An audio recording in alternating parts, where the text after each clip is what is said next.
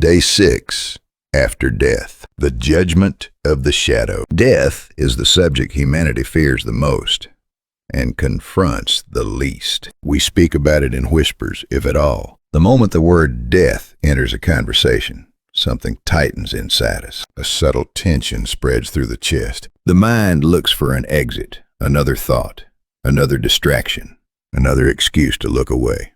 And yet, paradoxically, the moments in which human beings understand life most deeply are the moments when they dare to look directly at death, not as an ending, not as a biological event, but as a philosophical confrontation. To think about death is not merely to imagine the last breath of the body. It is to encounter the most stripped-down version of oneself, the self without achievements, without excuses, without social masks.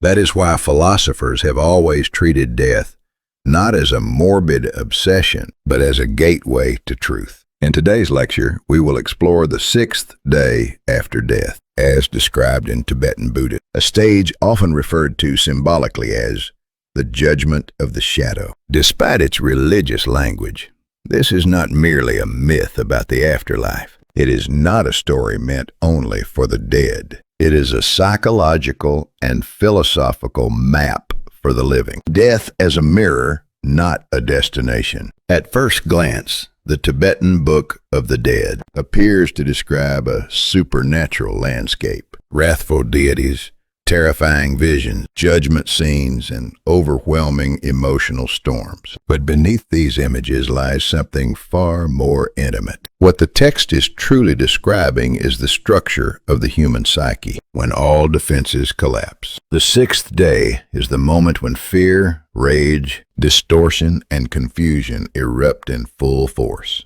But these forces are not imported from some external hell. They are born from within. Every human being carries a shadow, repressed emotions, denied desires, unacknowledged weaknesses, moral compromises we never fully examined, stories we told ourselves to survive but never questioned. During ordinary life, these shadows remain silent. They hide behind routines, responsibilities, and distractions. But when life fractures through crisis, loss, betrayal, or extreme stress, the shadow does not remain quiet. It emerges, sometimes violently. This is why the 6th day is not about the dead alone. It is about moments all of us recognize. The sudden rage that feels disproportionate, the irrational fear that hijacks reason, the emotional reaction that feels foreign yet unmistakably ours. The Tibetan narrative simply makes visible what modern psychology confirms: the collapse of repression. From a Freudian perspective, the 6th day marks the collapse of repression. Throughout life, the ego performs an exhausting task, keeping unacceptable thoughts, impulses, and memories out of awareness. But repression is not elimination. It is storage. When the organizing center of consciousness dissolves, whether through death or symbolic ego death, the repressed returns, not polite, not gradually, but with force. What returns does not come back as abstract thoughts. It comes back as images, threats, accusations, monsters. The mind externalizes what it can no longer contain. This is why the dead in the Tibetan account encounter terrifying beings that appear to judge them. Psychologically, these beings are not gods. They are the mind confronting itself without filters. Jung and the shadow archetype. Carl Jung gave this process a name, the shadow archetype. The shadow is everything we refuse to recognize as part of ourselves. It is not only evil. It is also vulnerability, grief, envy, cowardice, unfulfilled longing. The more we deny the shadow, the darker it becomes. On the 6th day, the shadow can no longer hide. It takes symbolic form as wrathful deities, as judges, as avengers, as merciless witnesses. But Jung warned us, what we fail to confront consciously appears in our lives as fate. The Tibetan narrative understood this centuries earlier. Projection, mistaking the inner for the outer. Modern psychology explains this phenomenon through projection. When an internal conflict becomes unbearable, the psyche projects it outward. We experience our own fear as an external threat, our own aggression as an enemy, our own guilt as persecution. In the 6 days vision, the deceased believes these terrifying beings come from outside. They do not. They are the psyche's last attempt to make truth visible. The tragedy is not the judgment itself. The tragedy is misunderstanding its source. Heidegger, an authentic being. Philosophically, this moment aligns closely with Martin Heidegger's insight. Only a being toward death can become fully itself. The 6th day is not punishment. It is unmasking. Every false narrative collapses. Who was I really? What did I avoid? What did I fear becoming? What did I refuse to see? There is no jury. There is no external sentence. There is only exposure. Death removes the last excuse. The inner courtroom, the scene often described as judgment, is not divine condemnation. It is the opening of the inner courtroom. The judges are not gods. They are the superego, the internalized moral authority built over a lifetime. A cold, penetrating light appears. Not a comforting light, a forensic light. Under it, memories awake. Moments of cruelty. Moments of cowardice, moments of self-deception. The individual protests, blames others, explains circumstances. The light does not argue. Truth does not negotiate. And then, slowly, the realization emerges. The deepest suffering did not come from others. It came from the refusal to face oneself. Why this story is about us. This is why the 6th day is not mythology. It is psychology rendered as ritual. Every human life contains moments of judgment long before death. Moments when excuses fail, when the narrative cracks, when the shadow demands recognition. Those who confront it become integrated. Those who flee it remain haunted. Tibetan Buddhism expresses this simply. Liberation begins when the shadow is recognized. Not destroyed, not eliminated, recognized. An invitation, not a threat. The 6th day is not a threat meant to terrify believers. It is an invitation to consciousness, an invitation to ask while alive. What am I projecting? What am I denying? What part of myself am I treating as an enemy? The answer to these questions determines whether the shadow becomes a guide or a tormentor. Closing reflection. If this lecture leaves a trace in your mind, do not rush to dismiss it. Sit with the discomfort. The fears you battle may not be external enemies. They may be unmet parts of yourself asking for recognition. And that realization that the shadow is not an invader,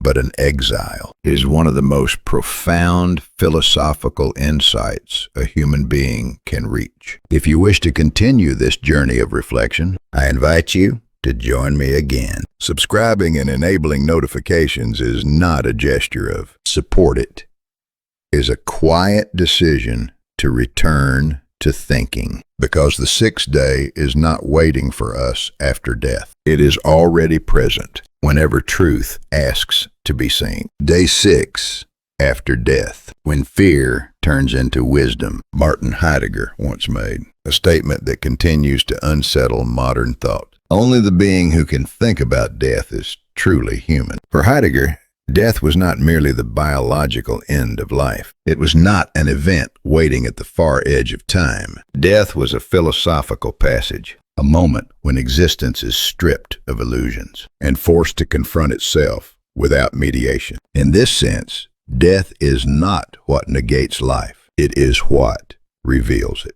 This is why the judgment experienced on the 6th day after death, as described in Tibetan Buddhism, must not be misunderstood as divine punishment. It is not a cosmic court handing down a sentence. It is the moment when the shell of the self cracks and the truth beneath it is exposed. The wrathful gods are not external. The terrifying beings encountered on the 6th day, the wrathful gods, the overwhelming forces, the crushing presences, are not monsters invading consciousness from the outside. They are symbols. They represent the distorted self-images a person spent a lifetime denying. The more the individual fears them, the larger they become. The more one hides, the more violent they appear.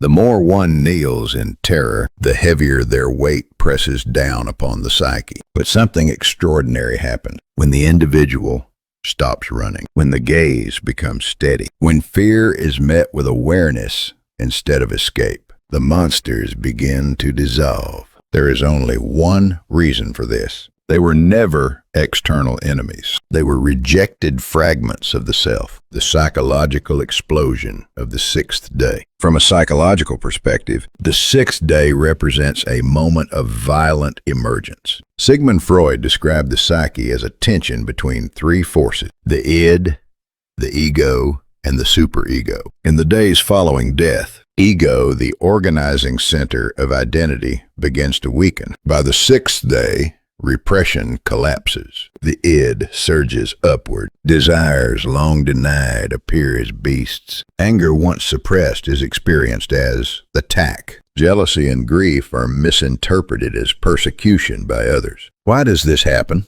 Because the individual has not yet fully accepted death. The psyche still clings to the illusion. The world is doing this to me. This is projection in its purest form. Jung, the doorway to the archetypal world. Carl Jung would describe this moment as a threshold. Here, the personal unconscious dissolves into the collective unconscious. Private emotional wounds merge with universal symbolic forms. Wrathful gods, fire, screams, cosmic violence. These are not random hallucinations. They are manifestations of what Jung called the destructive archetype, a symbolic structure shared by humanity across cultures and eras. The Tibetan Book of the Dead did not invent these images. It recognized them. Hell is not other people. The individual staggers within the visions. The sky tilts. The ground reverses. Figures stretch their hands forward, and then, faintly, a voice emerges from the darkness. What you are seeing is not your enemy. It is your shadow. If the individual flees, terror intensifies. If awareness remains, even briefly, something changes. A subtle light appears within the darkness itself. This is the truth of the sixth day. Liberation begins only when fear is faced. Jean-Paul Sartre famously declared, "Hell is other people." But for the consciousness of the sixth day, hell is not the other. Hell is the inability to accept oneself, the choice that defines the journey. At this moment, the individual stands at a crossroads: to flee or to embrace. Memories surface, nights spent hating others, resentments carried into sleep, the quiet corrosion of bitterness. For the first time, understanding dawns. Hatred did not destroy others. It destroyed the self. And then, softly, a sentence forms: I forgive you, and I forgive myself. With those words, the landscape changes. Flames recede. The wrathful faces soften. White light begins to rise. This is not salvation from above. It is reconciliation from within. Individuation, the completion of the self. In Jungian psychology, this moment represents the climax of individuation. Individuation is the process by which the conscious and unconscious are integrated into a whole. Light and darkness, guilt and forgiveness, anger and compassion, all are recognized as belonging to one totality. The monsters transform, and at their center stands something unexpected: the self. The individual whispers, I feared them, but they were me. For the first time since death, peace emerges. The suffering caused by inner division dissolves. Fear, love, and integration, Buddhism teaches. Enlightenment lies beyond fear. Christianity echoes. Perfect love casts out fear. 1 John 4:18. Philosophically, fear is a misunderstanding, the belief that existence is fragmented and hostile. Awakening is the experience of unity. On the sixth day, the individual approaches that threshold, no longer declaring, "I am separate," but whispering instead, "I am one within the light." Transpersonal psychology and consciousness transformation. Modern transpersonal psychology does not view post-death experiences as mere fantasy. They are understood as the final expansion of consciousness, the culmination of psychological healing. Death is not destruction. It is transformation. The narrow boundary of self dissolves. Attachment loosens. Fear loses its grip. But this passage is not automatic. Those who cling to fear, resentment, and denial are drawn back into repetitive cycles of suffering. This is the psychological meaning of reincarnation. Unresolved consciousness repeating itself. Integration or repetition. If the shadow is faced, if fear is acknowledged, if reconciliation occurs, consciousness ascends into integration. This resembles Buddhist liberation. It resembles Christian salvation. Philosophically, it is neither myth nor metaphor. It is existence completing itself. The silence beyond fear. As the sixth day concludes, the visions fade. Wrathful gods no longer appear. The trials dissolve. A stillness emerges, like a vast lake at dusk. Reflected on its surface is no monster, no judge, only being itself. Light and darkness unified. The individual whispers, "I have passed through all my shadows. My path now leads into light." Space collapses. Time dissolves. The boundary of I disappears. Consciousness merges into vast luminosity. Within that light is absolute silence. Not emptiness, but total belonging. Final reflection. Philosophically and psychologically understood. Ontologically, death is not an end, but the revelation of truth. Psychologically, post-death terror is the surfacing of the shadow. Ethically, courage to face fear is self-acceptance and forgiveness. Philosophically, truth exists only in the willingness to confront oneself. On the sixth day after death, he finally forgave himself, and every demon became light. Fear turned into wisdom. Enlightenment lay beyond fear. So I ask you, what darkness lives within you? Do not turn away. That darkness may be the seed of the light you are meant to become. If this journey touched something within you, I invite you to continue walking the path of reflection with me. Subscribe and enable notifications, not as a habit, but as a commitment to thinking deeply. Until we meet again on the deeper road of contemplation. Thank you.